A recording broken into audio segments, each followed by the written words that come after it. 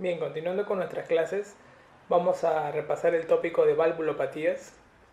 Las valvulopatías, cuando uno las estudia, tiene que recordar un poco, ya que son muchas, cuáles son las más preguntadas. De todas las valvulopatías que yo te recomendaría que estudies de fondo para el residentado, y si estás haciendo un repaso en AN o de salud, eh, cuando veas las preguntas de valvulopatías no son muchas, pero las que hay, básicamente, hablan de una patología, ¿no? La estenosis aórtica.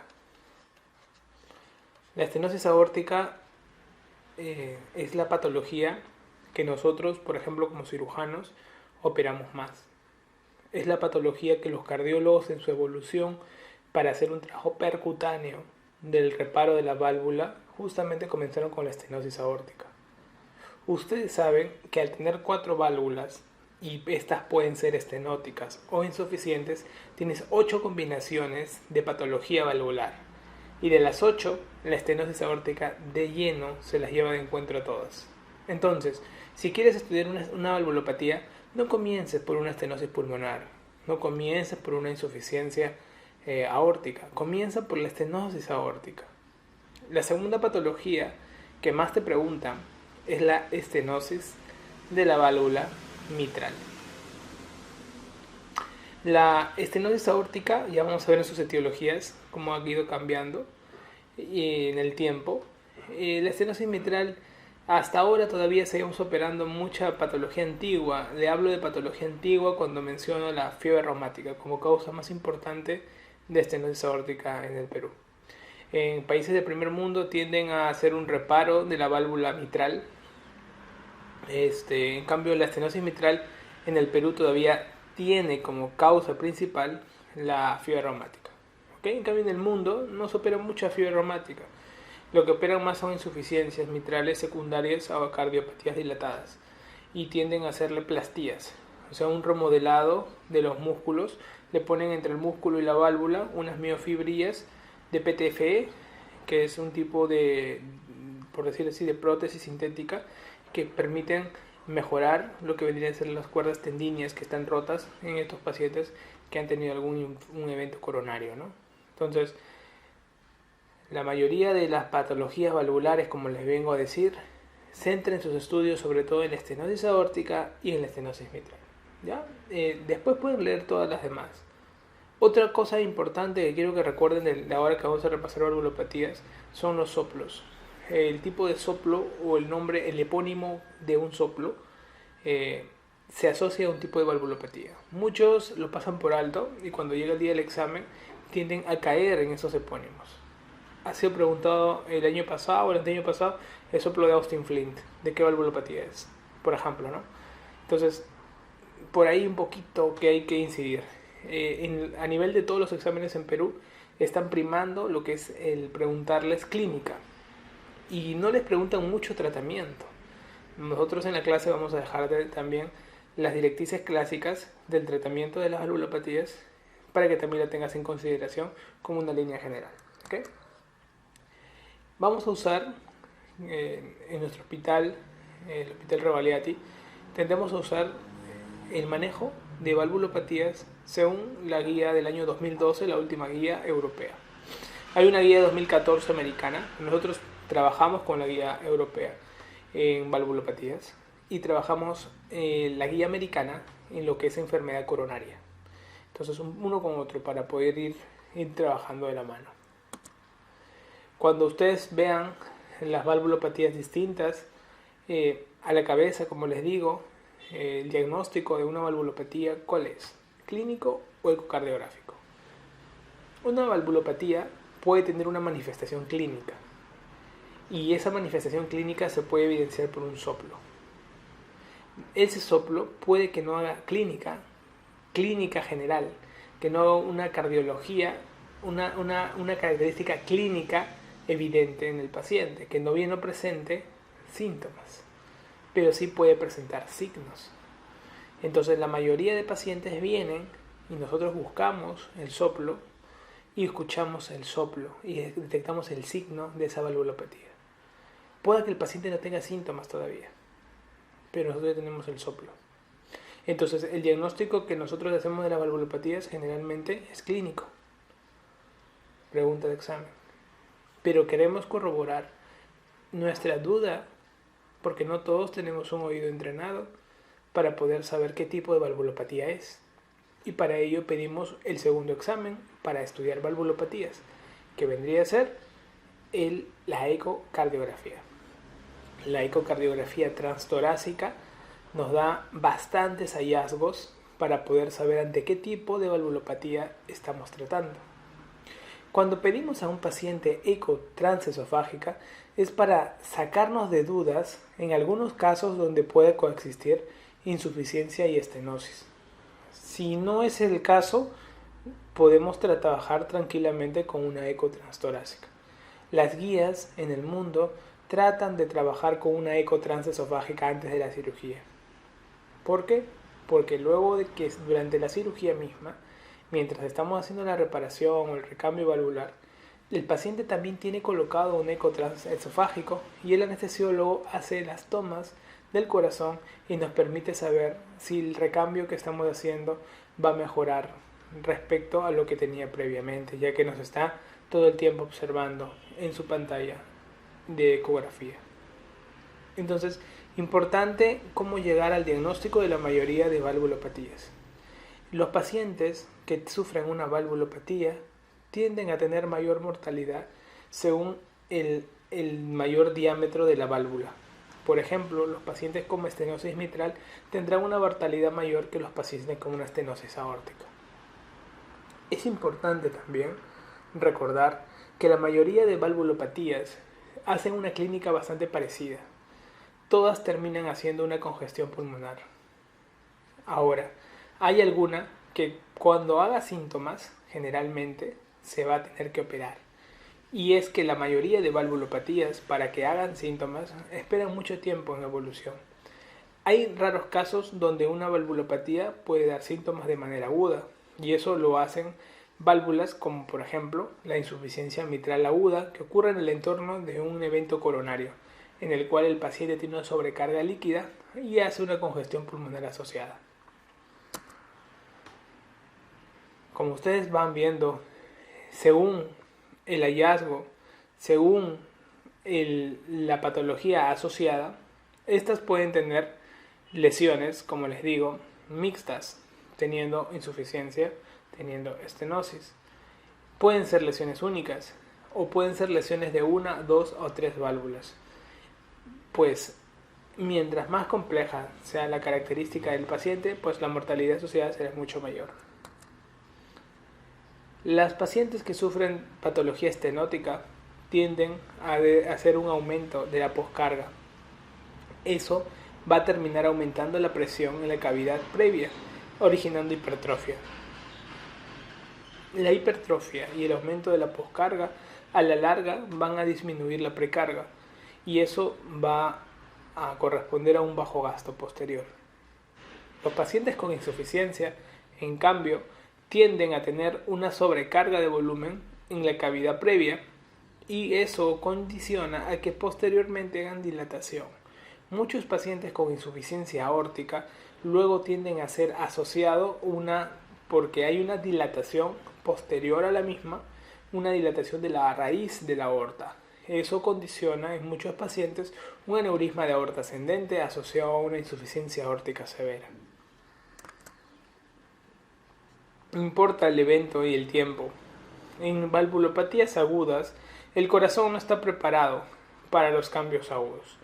Por ello, el corazón puede definitivamente desencadenar en un edema agudo de pulmón de manera violenta.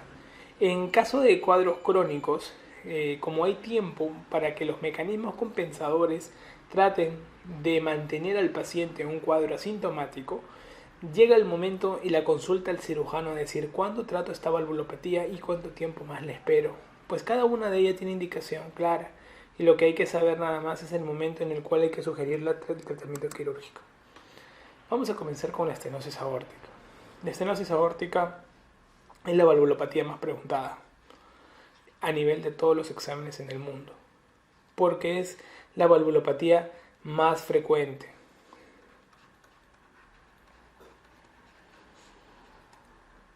Recordar su etiología. En pacientes que son menores de 70 años y en los mayores de 70 años la etiología es distinta y es importante saber el orden de una u otra. En los menores de 70 años se dice de que la etiología más frecuente es encontrar una válvula aórtica bicúspide. Ustedes saben que la válvula aórtica es tricúspide, pero dicen que es bicúspide lo más frecuente. Y en mayores de 70 años lo que más encontramos es como primera causa una calcificación de la aorta. Por eso, cuando uno une todas las edades y saca un conglomerado general, sabemos que la etiología degenerativa por calcificación aórtica es la causa más frecuente. Pregunta de examen. En los pacientes jóvenes siempre tiende a tener la válvula uni o bicúspide. En algunos pacientes adultos puede presentarse en algunos casos fiebre reumática, pero esto generalmente es más frecuente en la estenosis mitral. Otros casos de estenosis aórtica por otras causas está la miocardiopatía hipertrófica obstructiva. Podemos tener, aparte de ello, y muy preguntado, quisiera que lo recuerdes esto, el síndrome de Williams. El síndrome de Williams, preguntado en pediatría, es caracterizado por una estenosis supravalvular debido a unas membranas hialínicas que se colocan por encima de la válvula y que originan una pseudoestenosis. Entonces, la estenosis aórtica es la valvulopatía más frecuente en pacientes mayores de 70 años. Ustedes saben que en Perú la esperanza de vida es más o menos 74.2 años.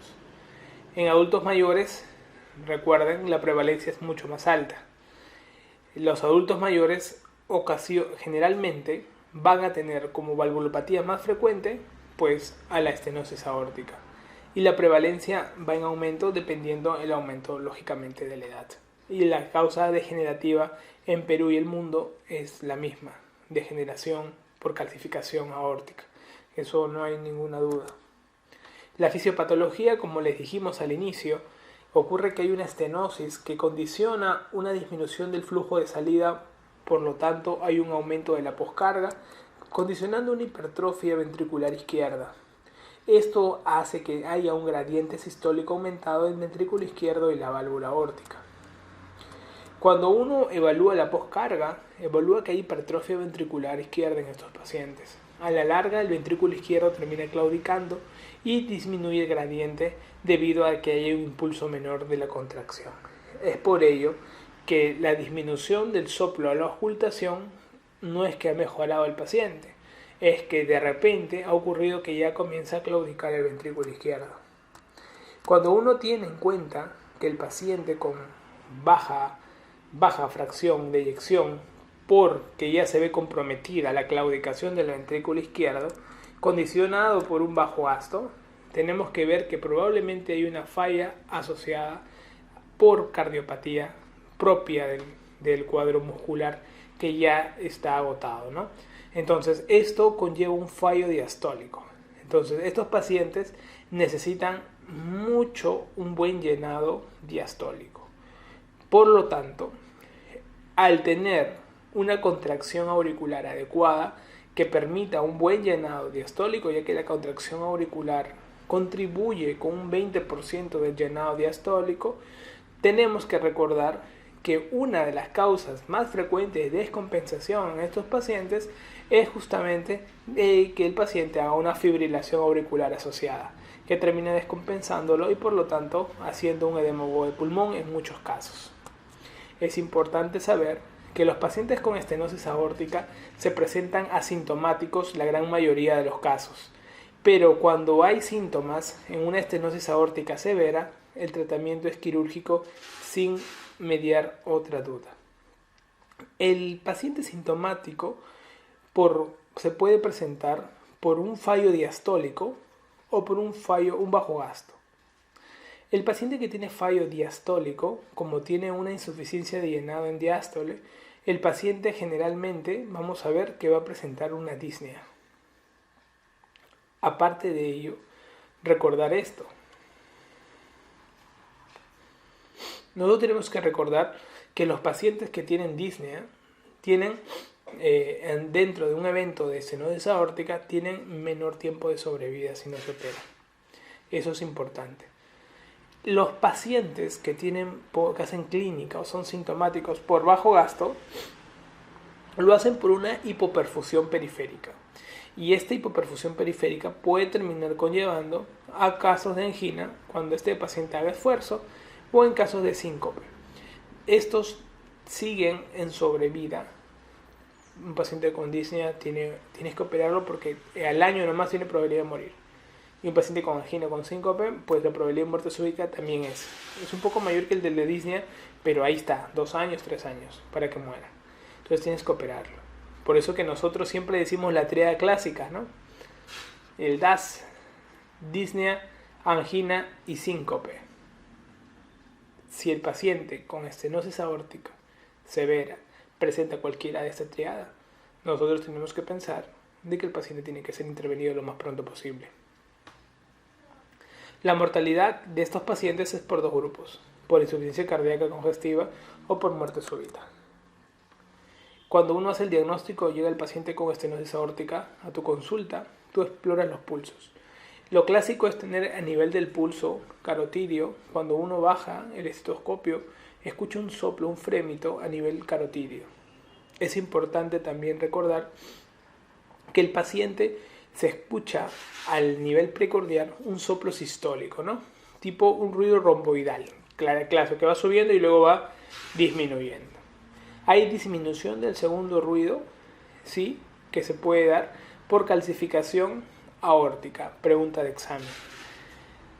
Aparte de esto, en el ecocardiograma podemos observar la gravedad de la valvulopatía para poder definir si esta es severa o no lo es. Ya vamos a enseñarte los criterios de severidad. En algunos pacientes, sobre todo en los mayores de 40 años, estamos obligados a hacer un cateterismo cardíaco debido a que el paciente con estenosis aórtica puede tener asociado una coronariopatía y en mayores de 40 años es más probable encontrar lesiones y como vamos a abrirle el pecho al paciente es probable de que a la par tratemos también algún bypass coronario que en su defecto va a ayudar al problema de la valvulopatía. Entonces acá están los criterios ecocardiográficos de estenosis aórtica severa. No han sido preguntados, pero es bueno saberlos. Cuando tienes una velocidad máxima más de 4 metros por segundo es severo, una gradiente mayor de 40, un área valvular menor de 1 centímetro cuadrado, tú sabes que el área de la válvula aórtica es de 2 a 4 centímetros cuadrados y el área de la válvula mitral es de 4 a 6 centímetros cuadrados. Y es lo que vendría a ser la relación área entre superficie corporal, o sea, un indexado menor de 0.6 centímetros cuadrados por metro cuadrado.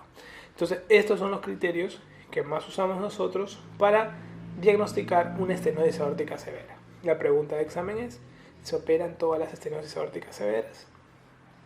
Como les digo, solo se operan cuando la estenosis aórtica severa da síntomas. Si no da síntomas, da lo mismo, seguir con el tratamiento médico y seguir con los controles ecocardiográficos seriados. No se operan a todos los que sean severos de inicio, no, a menos que den síntomas o que tengan algunos criterios ecocardiográficos que ya el especialista lo va a ver, pero estos son criterios muy finos que se van a ver durante el tiempo. Recordar la clínica, que es lo que más va a marcar en los pacientes con estenosis aórtica severa. Las guías de manejo, en general, te pongo acá para que veas, por más que nosotros usamos la guía europea de 2012, te pongo la guía de 2014 también para que compares un poco cómo es el manejo actual de la estenosis aórtica severa. Se dice que se opera con una recomendación 1 y una evidencia B en tres grupos de pacientes. Los demás son otras evidencias que podrían ser intervenidos otro grupo de pacientes, pero no necesariamente lo son. Pero recuerda, cualquier paciente que tenga síntomas con una estenosis aórtica severa debe ser operado. 1. 2. Paciente que tenga una estenosis aórtica severa, que no tenga síntomas, pero tiene una fracción de eyección menor del 50%, debería ser operado. 2. Y tercero, cualquier paciente con una estenosis aórtica severa, en el marco de que tenga que ser operado, por más que no tenga síntomas, de otra patología cardíaca asociada, como por ejemplo una coronariopatía con lesión crítica que necesite bypass, tercero, tiene que ser operado. Son las tres grandes indicaciones que nosotros recomendamos a todos los cardiólogos tener en cuenta para un paciente con estenosis aórtica severa que necesita indicación quirúrgica. Más abajo ya tenemos indicaciones propias que nosotros utilizamos en la consulta diaria y que generalmente son pacientes seleccionados con discusión del Heart Team para poder definir qué tipo de paciente se va a operar o qué paciente no se opera. Igualmente, como le digo, toda la patología estenótica, este es de la guía europea, termina disminuyendo, termina evaluándose siempre y cuando tenga síntomas, que es lo que más deben acordarse ustedes. El tratamiento del paciente con estenosis aórtica severa, un tratamiento médico, evitamos el ejercicio físico ya que estos pacientes tienden a la disnea. Tratamos de dar una profilaxis bacteriana que está en dudas, actualmente en la última guía del 2015, respecto a endocarditis pone bastantes dudas en la profilaxis. Eso sí, evitar mucho el diurético porque de por sí tienen poca precarga, entonces lo vas a empeorar. Y también tratar de que si tú usas los IECAs, ¿qué ocurre con los IECAs? Son vasodilatadores, baja más la poscarga al dar IECAs y al bajar más la poscarga, ¿qué ocurre? Aumentamos la gradiente y por lo tanto aumenta el flujo turbulento en la aorta y eso al aumentar el flujo turbulento, aumentar el gradiente, empeora la función sistólica. ¿Okay? Entonces tratamos de evitar los IECAs en los pacientes con estenosis aórtica severa justamente por disminuir el gradiente ya que esto termina empeorando la función sistólica. Pregunta de examen. Cuando operar, ideal en la válvula aórtica, cuando se daña no lo parchamos, no lo plasteamos. Lo que hacemos con un paciente con estenosis aórtica, lo ideal es sustituimos la válvula aórtica. 1. 2. ¿Qué prótesis usamos? Ustedes van a ver que en cirugía cardíaca hay dos tipos de prótesis que van a escuchar. Las prótesis biológicas y las prótesis mecánicas. ¿Qué diferencia hay una de otra? Tiene ventajas y desventajas, por supuesto. Las prótesis que más usamos nosotros son las mecánicas, porque la mayoría de pacientes, según las guías, se puede usar una prótesis mecánica cuando sean menores de 70 años. Cuando son mayores de 70 años tratamos de usar una prótesis biológica. ¿Qué ventajas tienen?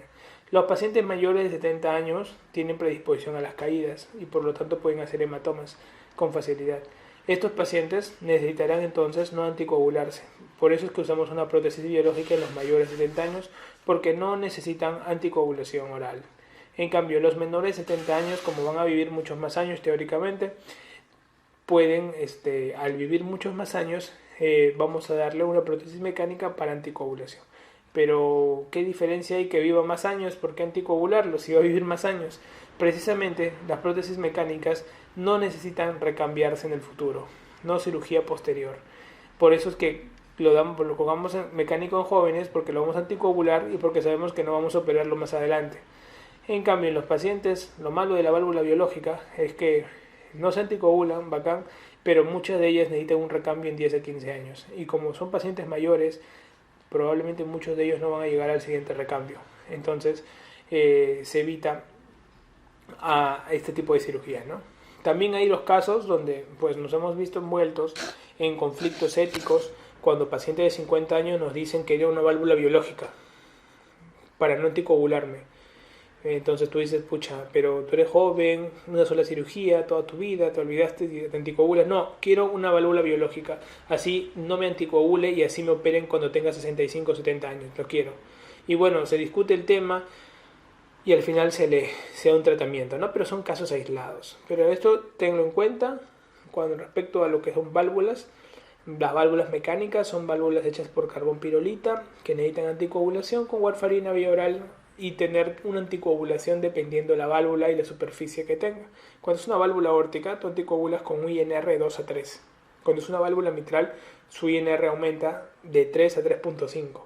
Es mayor la superficie y por lo tanto al ser mayor la anticoagulación también tiene más efectos adversos, ¿no es cierto? Como mayor posibilidad de ser sangrados y todo eso. Entonces hay que tenerlo en cuenta, en cuidados bastante con este detalle, ¿no? También ten en cuenta una pregunta de examen, que estos pacientes anticoagulados no pueden tomar hojas verdes ni alimentarse con hojas verdes, ya que estas hojas verdes, ¿qué cosa hacen? Van a consumir la vitamina K, son cofactores de vitamina K. Al ser cofactores de vitamina K, lo que ocurre es que hacen un efecto antagonista con la warfarina y por lo tanto disminuyen la concentración del trabajo de la warfarina. O sea que los vitamina K tienen cofactores de quinona de vitamina K, por eso es que es contraproducente a un paciente que se anticoagule que coma más que todo verduras, plantas verdes, ¿no? Plantas verdes es la respuesta. Entonces, tener en cuenta esto en los pacientes, en pacientes biológicos, válvulas biológicas o válvulas mecánicas, ¿no? Entonces, la estenosis aórtica severa, muchachos, cuando es sintomática se opera, eso métanselo a la cabeza siempre, y cuando es asintomática dependiendo, ¿no? Dijimos por el gradiente sobre todo, un paciente con baja fracción de eyección menor a 50, así sea asintomático, debería darse un tratamiento. Ahora, dentro de lo que es la cirugía, lo que es valvulopatía aórtica ha crecido tanto el mundo percutáneo y, o sea, de apoyo fluoroscópico, que ahora muchos de los pacientes que tienen una estenosis aórtica severa, se hace un recambio valvular aórtico percutáneo. Quiere decir que el paciente puede que no necesariamente se le abra el pecho, sino se le coloque una prótesis por abordaje femoral, disección de la arteria femoral, se hace la disección, se coloca por vía percutánea una prótesis que va a llegar hacia el corazón y se termina liberando a nivel de la válvula aórtica, y de tal manera el paciente tiende a mantener una hemodinamia controlada por una liberación, todo por vía percutánea. El catéter asciende de la femoral, llega hasta la aorta, da la vuelta a la aorta y antes de llegar a la válvula libera la prótesis y se evita abrirse el pecho y todo, ¿no? Esa cirugía que lo hacen cardiología con cirugía cardíaca apoyado se llama TAVI, ¿no? Que es la colocación de la válvula transaórtica, y lo hacen de manera percutánea, por vía femoral, se puede hacer por vía axilar, se puede hacer por vía transaórtica con un pequeño corte, una mini toracotomía, o por vía transapical, o sea, dándole una jareta a la punta del ventrículo izquierdo y colocando detrás ventricular la válvula aórtica. Entonces, hay que tenerlo en cuenta para tratamiento, ¿ok? Como una alternativa, sobre todo en pacientes con Euroscore mayor de 20. Euroscore es el score de riesgo que nosotros manejamos y fue creado, validado para pacientes coronarios, pero en válvula aórtica se hace como una extrapolación para valvulopatías en general. Y cuando tiene un score muy alto, como que no va a aguantar una cirugía cardíaca de alto riesgo, estos pacientes con muchas comorbilidades pueden ser sometidos a este tipo de tratamiento para poderle dar una chance de mejora. Bien, la siguiente valvulopatía es la estenosis mitral. La estenosis mitral, ustedes saben que va disminuyendo epidemiológicamente los casos de fiebre reumática, pero hasta ahorita en el Perú es la causa más frecuente. ¿Okay? Es la causa más frecuente. No se olviden otras causas, sobre todo las congénitas. También no olviden la estenosis mitral con el CIA, el síndrome de Lutten-Becker, que algunas veces ha sido preguntado también. La fisiopatología nos habla de una estenosis mitral. Al haber un cierre mitral hay un gradiente diastólico aumentado entre la aurícula y el ventrículo izquierdo, ¿no? Lo que va a ocurrir es que el paciente va a haber una dilatación de la aurícula izquierda debido al aumento del cierre mitral. Hay una congestión pulmonar agregada, una hipertensión pulmonar, una hipertrofia del ventrículo derecho, y puede haber un fallo cardíaco derecho asociado a la estenosis mitral. Se comporta como un cor pulmonar, ¿no? Entonces, parecidazo. El problema de la precarga es que, bueno, hace un bajo gasto cardíaco porque no se impulsa adecuada sangre al ventrículo izquierdo, entonces ahí también hay que tener en cuenta, ¿no? La clínica de la estenosis mitral, lo tenemos que ver nosotros, no es una clínica que aparezca de un día para otro. La clínica suele transcurrir muchos años, unos 20 años, entre la fiebre reumática y los síntomas por estenosis mitral. Lo que va a ocurrir acá es una dilatación progresiva de la aurícula izquierda, con una dilatación mayor de 55 milímetros, ya es protrombogénica. Acá vamos a ver nosotros de que esa dilatación, ¿qué va a hacer? Va a crear fibrilación auricular, que justamente es la causa más frecuente de descompensación de estos pacientes. Puede ocurrir las embolias de origen cardiogénico, donde va a haber, al haber embolias, pues el paciente prácticamente se descompensa y es una causa muy frecuente de la estenosis mitral de origen de FA por dilatación auricular, ¿no? Bien preguntado. Pregunta de examen. ¿Qué es el signo de Horner? El signo de Horner es la disfonía por compresión del nervio recurrente, ¿no? El laringio recurrente. Esto, tenerlo en cuenta que se da por una compresión anormal, por una dilatación anormal de la aurícula izquierda. pregunta de examen. Los epónimos, acuérdense, en valvulopatías, como siempre, chicos, fundamental. La congestión pulmonar termina dando disnea, ortopnea, disnea paroxística nocturna, y la hipertensión pulmonar asociada a una estenosis mitral puede terminar dando hemoptisis asociada. Entonces, infecciones respiratorias a repetición en pacientes con hipertensión pulmonar. Bien, acá el diagnóstico, ¿no? En el diagnóstico nosotros tenemos la exploración física primero. Podemos encontrar las famosas chapetas malares, como lo describían los libros de Suros, ¿no? Las chapetas malares de estos pacientes con congestión. Los pulsos, bueno, puede haber un pulso parvus a nivel carotidio, sí. Los pulsos yugulares no son tan característicos, más que todo cuando las complicaciones, por ejemplo, que hay una FA asociada a una estenosis mitral, va a haber ausencia de onda A, pero no es que digamos uno característico por el cuadro. En los ruidos cardíacos, sí, recuerden ustedes que va a haber el retumbo diastólico, clásico, el retumbo diastólico, el chasquido de apertura mitral, en diástole, ojo, el soplo es en diástole, un chasquido de apertura mitral, luego vamos a ver un aumento por el retumbo diastólico, y puede haber un refuerzo presistólico y si hubiera fibrilación auricular. No hay el refuerzo presistólico, ¿ok? Entonces, importante el soplo diastólico que vamos a encontrar en APEX en el paciente con estenosis mitral. Este soplo diastólico que vamos a encontrarlo en APEX puede estar irradiado básicamente a la axila, hacia la región axilar. Recuerda que la estenosis mitral, la insuficiencia mitral, tienden irradiación hacia la axila. Se preguntó el año pasado, la irradiación del soplo mitral ¿hacia dónde es? Hacia la región axilar. ¿Ok? Podemos evaluar en el paciente, aparte de ello, algún soplo característico. Sí, podemos tener el soplo de Graham-Still. El soplo de Graham-Still es un soplo que vamos a ver nosotros que se puede dar en pacientes con estenosis mitral. ¿Ok? Entonces, recordar la génesis un poco del Graham-Still, qué tipo es, han preguntado si es sistólico o diastólico, un soplo de tipo diastólico. ¿Ok? Entonces, recordar, pregunta de examen, soplo de Graham-Still, se da en la estenosis mitral, es un soplo de tipo diastólico. ¿Ok? Esa es pregunta súper de examen. ¿Dónde irradian los soplos? En la parte mitral, valvulopatías mitrales en general, región axilar. Bien. En la radiografía de tórax podemos encontrar congestión pulmonar, doble contorno de aurícula izquierda.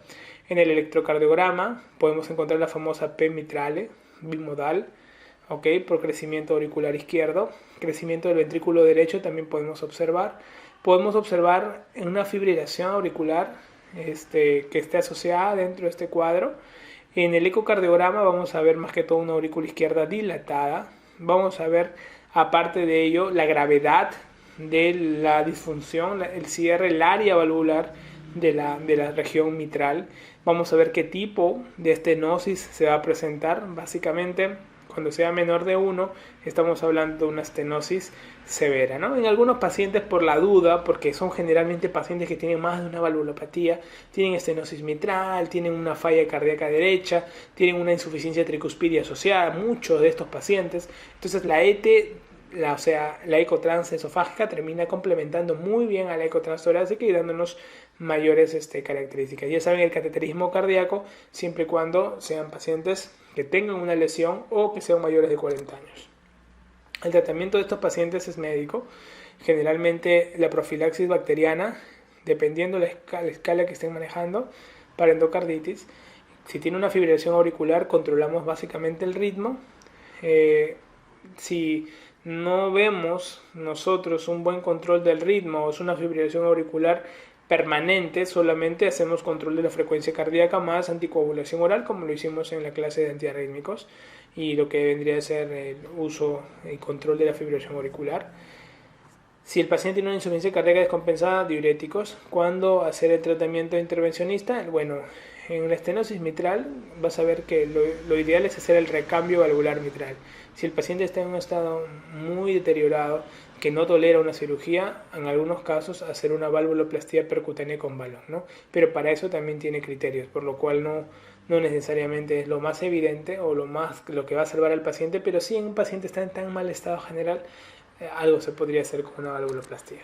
¿Okay? Entonces el paciente con estenosis mitral tiene tratamiento siempre y cuando sea una estenosis mitral severa, ¿ok? Severa.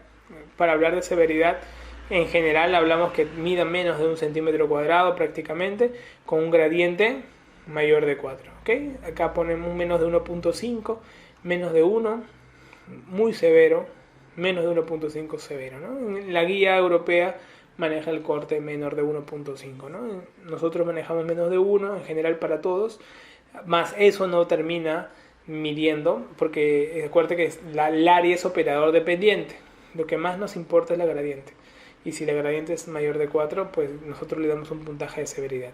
También podemos ver los puntajes de severidad dependiendo de otras variables ecocardiográficas, que son ya más de la especialidad. El paciente, si es sintomático y tiene un cuadro de severidad, pues nosotros tenemos que hacerle el tratamiento, sí o sí, tratamiento quirúrgico. Si el paciente tiene una morbilidad muy elevada, no será recambio valvular mitral, será una comisurotomía mitral percutánea. Y para ello, para poder hacer la comisurotomía valvular percutánea, lo que tenemos que ver es que cumpla con indicaciones, y acá te presento las contraindicaciones, o sea, no entrarían a comisurotomía valvular percutánea en estos casos, y si no cumplieran estos casos, puede entrar a comisurotomía valvular percutánea. Entonces, eso es lo que más debes recordar de cara a lo que es estenosis mitral. Si tiene síntomas, el paciente, ¡pum!, cirugía. Severo con síntomas, cirugía. Punto. Si vemos que el paciente es un paciente que está en un estado muy larvoso, que no vaya a tolerar una cirugía, pues miraremos si tiene alguna contraindicación percutánea, y si en caso la tuviera, bueno, ahí no nos queda, nos hace la comisurotomía. Pero si no cumple estas cosas, bien, bacán por él, le hace la comisurotomía valvular percutánea y va muy bien el tratamiento. Esas son las que te van a preguntar más de cara a las preguntas de examen: estenosis aórtica, estenosis mitral. Ahora vamos a cumplir dando un repaso muy breve a las demás valvulopatías para que tú puedas recordar todas y cómo tiene alguna característica una u otra. La insuficiencia aórtica más frecuente se da en hombres, pero si se da en mujeres se asocia más a valvulopatía mitral. Cuando la insuficiencia aórtica, ustedes saben que la raíz de aorta se compone por lo que vendría a ser, acá está la zona de los senos, la zona de propiamente del anillo aórtico. Esto es el anillo aórtico. Sobre el anillo aórtico se envuelve la válvula aórtica. Prácticamente acá están los senos sinusoidales y acá está la unión sinotibular, que es la unión entre los senos, toda la parte de la raíz, y el aorta ascendente. Entonces todo esto es la raíz de aorta. Cuando ustedes tienen una valvulopatía asociada a insuficiencia aórtica de manera aguda, o sea que implique más que todo la afectación valvular, ustedes van a decir la dilatación, o sea la insuficiencia aórtica de origen valvular se da, si de manera aguda, por endocarditis como causa más frecuente, y como causa crónica se da por fiebre reumática. ¿Ok? Cuando es por dilatación del anillo, o sea, este anillo se ve dilatado, se ve crecido, y consigo se ve crecido todo el aparato de la raíz de aorta, que le estoy presentando cuáles son la raíz de aorta. Generalmente, si se da de manera aguda, deben sospechar en una disección aórtica, ¿no? Pacientes que tienen una insuficiencia aórtica asociada y que le tomas, pues tiene un dolor en el pecho disecante, un dolor lacerante, le tomas una angioten y encuentras una dilatación anormal de la aorta ascendente, es probablemente que ocurra una disección aórtica, ¿no? Entonces la cirugía es distinta. Una cirugía de recambio de aorta ascendente y anillo completo es una cirugía de venta al bono, ¿ok? O si el paciente tiene una dilatación del anillo, pero de manera crónica, y se está presentando esto en pacientes con síndrome de Marfan como causa más probable. Entonces eso tienen que recordar: agudos o crónicos, o de etiología valvular o de etiología por dilatación del anillo. ¿Okay? Otras causas de dilatación de la raíz de aorta que ha sido preguntada: tenemos a la hipertensión arterial, tenemos a la sífilis, tenemos la espondilitis anquilosante, tenemos básicamente la artritis reumatoide, que también ha presentado, arteritis de la temporal o arteritis de las células gigantes, también son causa de dilatación de insuficiencia aórtica. Pregunta de examen este grupito, recordarlo para el examen. Y cuando hay estenosis subaórticas de tipo membranosa, generalmente vemos nosotros que se ven membranas subaórticas, y eso se ve en muchos pacientes cuando ya han sido intervenidos por estenosis aórtica. No lo describen generalmente previo, lo vemos dentro de todo el aparato valvular propiamente dicho. La clínica de la insuficiencia aórtica es una dilatación ventricular izquierda por una sobrecarga de volumen que se va a ir dando permanentemente, y esto va a terminar colapsando, dando una regurgitación en el paciente en diástole, dilatando el ventrículo izquierdo normalmente, y con ello trabajando sobre una inadecuada congestión pulmonar, ¿no? Recordar cuidado con los bradicardizantes. La bradicardia es perjudicial en estos pacientes, ya que tienden a tener una diástole bastante prolongada, y esto hace que la sobrecarga termine siendo perjudicial. Pregunta de examen de manera clínica. Estos pacientes con insuficiencia aórtica toleran el ejercicio físico, al revés de los pacientes con estenosis aórtica que no tienden a tolerar el ejercicio físico. La clínica pueden pasar muchos años asintomáticos con una dilatación del ventrículo izquierdo, y cuando debutan generalmente con palpitaciones, posterior disnea y demás síntomas propiamente dichos, ¿no? Otros síntomas son el angor, o sea la angina, que en la diástole se produce normalmente la perfusión coronaria, y al ver un robo en diástole porque hay una deficiencia valvular, se ve en muchos de estos pacientes la angina por ello. ¿Ok? Entonces eso es muy importante. En la exploración física, cuando veas un paciente con insuficiencia aórtica, ves primero la tensión arterial, la presión arterial diferencial aumentada, y puedes ver algunos signos, pregunta de examen. El signo de Muset, o del balanceo del tórax y cabeza con cada latido, ¿no? El signo de Muset, ¿ok? El signo de Corrigan, con el pulso saltón en carótidas, pregunta de examen, pulso o signo de Corrigan. El signo de Quincke, donde hay una palidez y rubor de las uñas con cada latido, puede haber el signo de Quincke. En los pulsos, cuando veas el pulso carotidio, encontrarás un pulso Celeret et Magnus. El pulso Celeret et Magnus también puede estar en este grupo. O el vis feriens, también en los pacientes con doble lesión aórtica los puedes presentar, ¿no? Cuando escuches los ruidos cardíacos, vas a escuchar en primer lugar un segundo ruido débil, un soplo diastólico, pregunta de examen, decreciente, pegado, generalmente, un poco como que aspirativo, ¿no? Al segundo ruido, ¿no? Pegado al segundo ruido como aspirativo. Es un soplo diastólico, eso sí. Recordar también que hay un soplo característico en la insuficiencia aórtica, y esto es porque se va a presentar asociado a la insuficiencia aórtica a la caída de sangre al ventrículo izquierdo, un soplo diastólico preguntado en el exámenes de residencia en ENAM, que es el soplo de Austin-Flint. El soplo de Austin-Flint, generalmente, vas a verlo tú como un soplo por hiperflujo pulmonar, hiperflujo ventricular, perdón.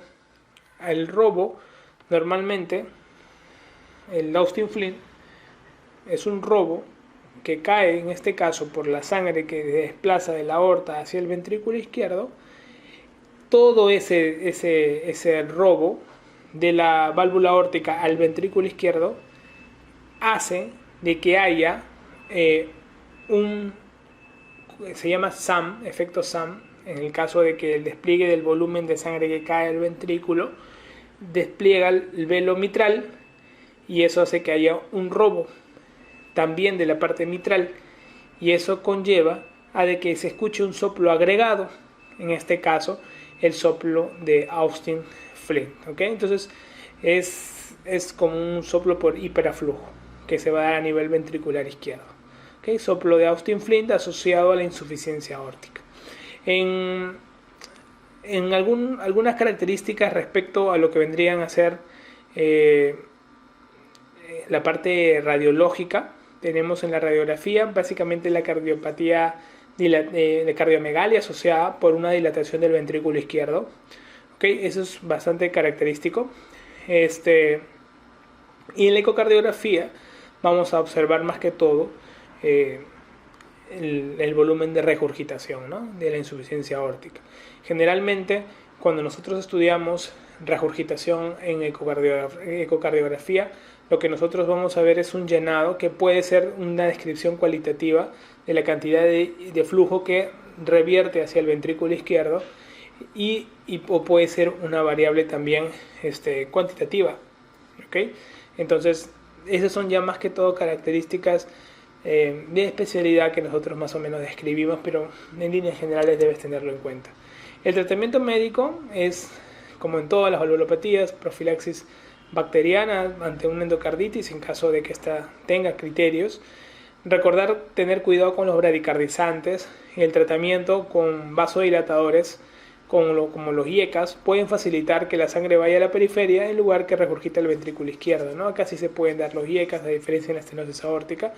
¿Cuándo hacer el tratamiento quirúrgico? Bueno, lo ideal es la sustitución valvular que se va a presentar en la aorta. Como ustedes saben, no se hace plastía, se hace recambio valvular aórtico. En el caso de que tenga afectado la aorta ascendente, será un recambio, una sustitución de la aorta ascendente por tubo valvado o intervención de Bentall, ¿no? Entonces, acá importa mucho si vamos a hacer solamente el recambio valvular propiamente dicho o hacemos un recambio total con tubo valvado, ¿ok? Entonces, la cirugía de Bentall. Entonces, ese es uno u otro, va a depender de esa decisión. Los pacientes que se operan con insuficiencia aórtica, con una recomendación 1, básicamente, los pacientes que tengan insuficiencia aórtica severa, sintomáticos, se van a operar. Aquellos pacientes que tienen, por más que no tengan síntomas, pero tienen una fracción de eyección menor al 50%, pueden ser quirúrgicos, y a pacientes que tengan otra cirugía asociada dentro en el marco de la patología aórtica también pueden ser intervenidos. El paciente con insuficiencia aórtica diagnosticado de manera severa tiene que ser intervenido cuando haga síntomas el paciente, o en caso de que cuando esté asintomático la fracción de eyección se presente de manera deprimida. En un paciente que no tenga fracción de eyección deprimida, pero ya tiene dilatación de cavidades, como por ejemplo el diámetro telesistólico mayor de 50 milímetros o el diámetro telediastólico mayor de 70, por más que no tenga síntomas o por más que no tenga fracción de eyección deprimida, podrá también intervenirse de manera quirúrgica debido a que tiene una evolución en el tiempo catastrófica con una posibilidad de muerte súbita alta. El paciente con insuficiencia mitral, generalmente tú sabes que es una patología que se da más en hombres, se da de dos maneras, como una insuficiencia aguda o una insuficiencia crónica. En una insuficiencia aguda se da en el marco de una patología isquémica donde hay rotura de músculo papilar, en este caso sobre todo en los infartos de cara inferior, ¿no? Hay roturas de cuerda tendinosa y hay una insuficiencia aguda asociada con shock cardiogénico y todo. En el paciente con insuficiencia crónica generalmente se da en cuadros degenerativos, también pueden darse en cuadros reumáticos o en cuadros con miocardiopatía dilatada. Ojo ahí con algunas patologías como los famosos prolapsos mitrales que caracterizan al Barlow, también a tomarlo en cuenta. La fisiopatología de la insuficiencia mitral, nosotros lo vamos a ver primero como una sobrecarga de volumen que va a haber a nivel ventricular, va a haber una dilatación auricular izquierda también asociada en los pacientes que van a evolucionar de manera crónica. La sobrecarga de volumen a la larga va a terminar influyendo a que la dilatación progresiva termine en una insuficiencia cardíaca de tipo sistólica con una cardiomegalia bastante manifestada. Los síntomas predominantes son los de bajo gasto, de insuficiencia cardíaca sistólica, la disnea se va haciendo más progresiva y aparte de ello, muchos de estos pacientes terminan evolucionando con fibrilación auricular, embolias y cuadros de endocarditis asociada al problema valvular. El paciente con insuficiencia mitral, pregunta de examen siempre, insuficiencia mitral, que llega a consulta y uno lo explora a nivel de los pulsos, más que todo no hay características en los pulsos propiamente dicho, en los pulsos arteriales. En los pulsos venosos yugulares podemos encontrar una onda B aumentada de volumen.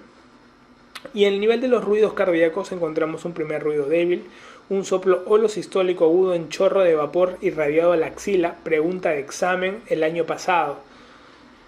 Tenlo en cuenta entonces, ¿ok? Entonces ha sido preguntado, o sea, entonces tienes que tenerlo en consideración. Pregunta del año 2016. Soplo típico de la insuficiencia mitral. junio 2016. ¿Tenemos un soplo sistólico agudo? Sí. ¿En chorro de vapor de agua? Sí. ¿Y radiación hacia dónde ese soplo? Hacia la región axilar. ¿Ok? Entonces, importantísimo. La radiografía de tórax, cardiomegalia y signo de congestión pulmonar. En el electrocardiograma vamos a ver una onda P mitral, un crecimiento también del ventrículo izquierdo. Y en la ecocardiografía vamos a encontrar lo que vendrían a ser lo que son los valores de vena contracta y ero asociado a, como les digo, son valores cuantitativos ahí sí, tomados, y te van a generalmente dar un dato de severidad en las valvulopatías. ¿Okay? Si hubiera dudas, se tomaría la ecotrans esofágica. El tratamiento médico de estos pacientes, generalmente damos digitálicos a muchos de estos pacientes, aunque no haya fibrilación auricular. Damos vasodilatadores buenos como los IECAS, y el tratamiento quirúrgico, cuando lo ideal es la valvuloplastía mitral. A diferencia del problema aórtico, acá sí tratamos de hacer una valvuloplastía mitral. ¿Okay? Tratamos de mejorar la válvula mitral, poder ayudarla a mejorar su dinámica, más que corregirla o recambiarla completamente.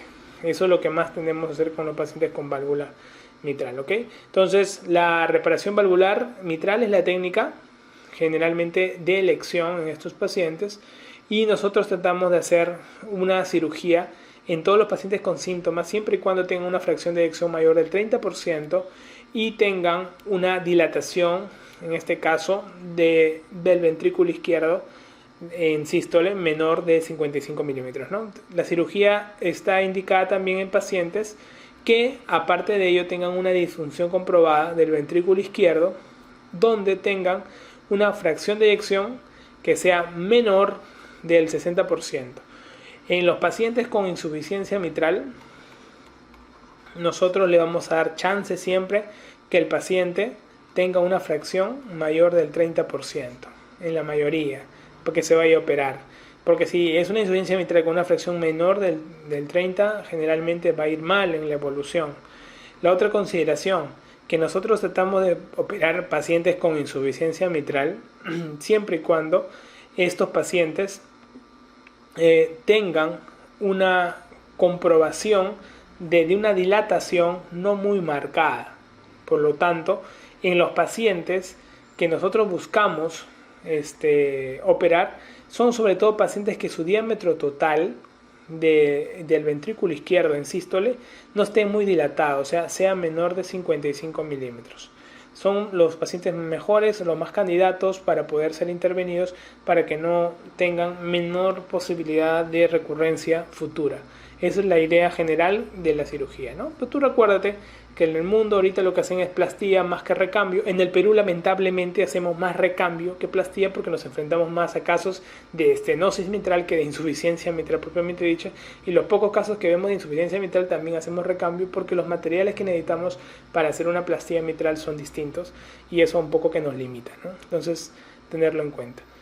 Entonces, la insuficiencia mitral, cuando da síntomas, lo ideal de estos pacientes es hacer la cirugía correctiva. Paciente con insuficiencia mitral severa con síntomas, cirugía correctiva. ¿Okay? Eso es lo más importante que debes tener en cuenta. La enfermedad de Barlow prácticamente se da más en las mujeres jóvenes, el prolapso de la válvula mitral. En su etiología, pregunta de examen, lo más frecuente es la degeneración mixomatosa del velo posterior, que se puede asociar a síndrome de Marfan, pectus excavatum, paladar ojival, o sea, Wolff-Parkinson-White, comunicación interauricular osteosecundum, varios. La clínica normalmente es asintomática y benigna, pregunta de examen. En varones suele ser algo más agresiva, ¿no? Recordar que el diagnóstico de estos pacientes, nosotros vamos a observar el soplo, ¿no? Que vamos a ver que va, a diferencia tanto del prolapso de válvula mitral como la miocarditis hipertrófica obstructiva, se comportan distinto al resto de los soplos, ¿no? Que eso ya se ha mencionado. El tratamiento es bueno, a la larga no hacen mucha clínica.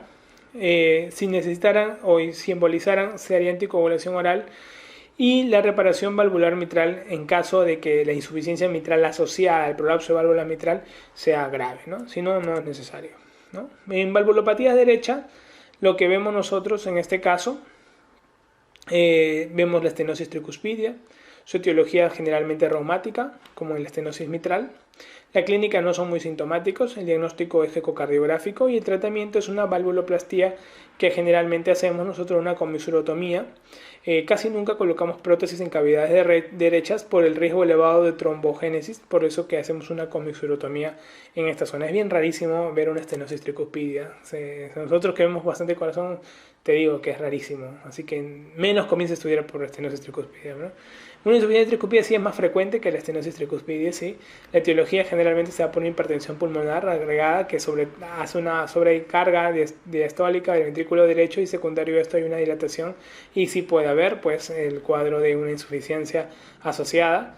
La clínica es de insuficiencia cardíaca derecha, el diagnóstico es ecocardiográfico, como vemos en el examen clínico, vemos pulsos aumentados, el pulso yugular aumentado, la onda B, y un soplo sistólico que aumenta con el aumento de la precarga, ¿no? Y viceversa. El tratamiento es etiológico de la causa que lo llevó a la insuficiencia tricuspidia. Si hay una hipertensión pulmonar asociada, buscamos tratar la hipertensión pulmonar asociada, ¿no?